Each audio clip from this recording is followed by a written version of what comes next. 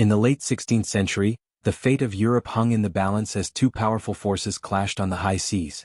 The Spanish Armada, a massive fleet assembled by King Philip II of Spain, set out to invade England, the Protestant power that had long been a thorn in Spain's Catholic side. What followed was a battle that would not only shape the future of Spain and England but also alter the course of European history.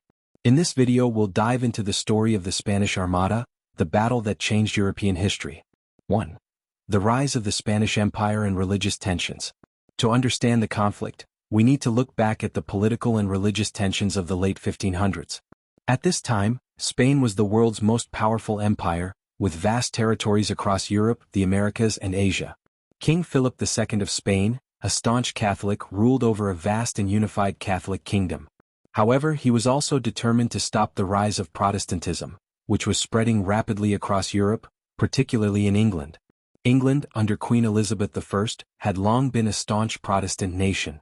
Philip saw Elizabeth's refusal to marry him and her support for Protestant causes, including aiding Protestant rebels in the Netherlands and supporting pirate attacks on Spanish treasure ships, as a direct threat to Catholicism.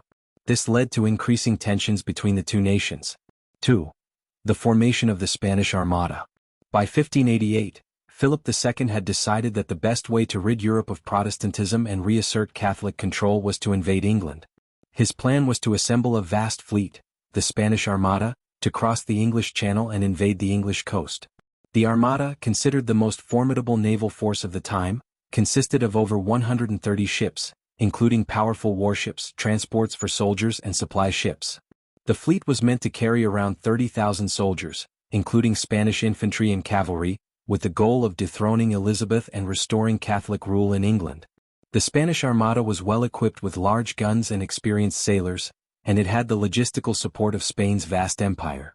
Philip also counted on the support of Catholic allies in Europe, including the Duke of Parma in the Spanish Netherlands, who was supposed to provide additional troops for the invasion. 3.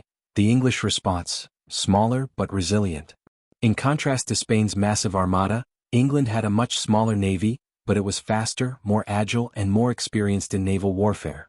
Queen Elizabeth I understood the threat and took swift action to prepare her navy, under the command of skilled commanders like Sir Francis Drake, Lord Howard of Effingham, and Sir John Hawkins. Though England's fleet was significantly smaller, Elizabeth's navy had the advantage of more maneuverable ships, and her sailors were accustomed to hit-and-run tactics, making them well suited to the kind of guerrilla warfare needed to combat the Spanish. The English fleet also had the benefit of better communication, more advanced navigational skills, and a more decentralized command structure, which gave them greater flexibility in the event of a battle. 4. The Battle of Gravelines, a turning point.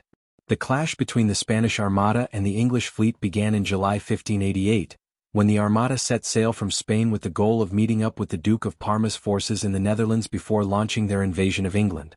However, poor weather conditions, a lack of coordination, and English naval tactics soon put the Armada at a severe disadvantage. The decisive moment came on August 8, 1588, at the Battle of Gravelines off the coast of northern France.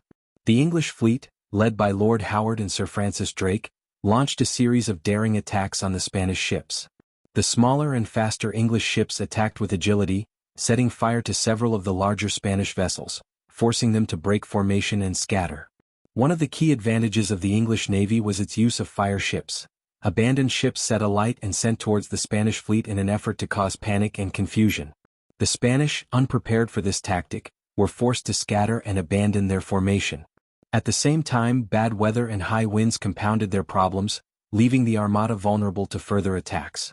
The Spanish fleet, already disorganized, faced a combination of English gunfire and the harsh conditions of the North Sea, which further damaged their ships. The battle ultimately ended in a major defeat for Spain, with the remaining ships of the Armada retreating back towards Spain. 5. The aftermath, a shattered dream of empire. The defeat of the Spanish Armada had far-reaching consequences. First and foremost, it marked the decline of Spain's naval dominance in Europe. Despite having the largest fleet in the world, Spain's failure to conquer England shattered its ambitions for European supremacy. The loss was a humiliating blow to Philip II, whose plans to restore Catholicism to England were thwarted. For England, the victory was a triumph, not only securing the Protestant faith in England but also asserting England as a rising naval power. The defeat of the Spanish Armada allowed England to expand its influence in the Americas and beyond, laying the foundation for the British Empire, which would dominate global affairs for centuries. The victory also boosted the morale of the English people, solidifying Queen Elizabeth I's position as a powerful monarch and protector of the Protestant faith. Elizabeth became a symbol of resistance against Catholic domination, and her reign entered what became known as the Elizabethan era, a period of cultural flourishing and global exploration. 6. Myths versus reality, debunking the Spanish Armada's legacy. While the defeat of the Spanish Armada was a monumental event, several myths surround the battle. One common misconception is that the weather was the primary cause of Spain's failure. While bad weather certainly played a role, the English Navy's tactical superiority and the chaos caused by the fire ships were crucial in breaking the Armada's formation. Another myth is that the Spanish Armada was completely destroyed. In reality, many of the Spanish ships survived, but the defeat was catastrophic for Spain's strategic goals. Spain's ability to dominate the seas was greatly diminished, and it would take many years to rebuild its naval fleet. The defeat of the Spanish Armada in 1588 marked the beginning of the end for Spain's dominance over Europe.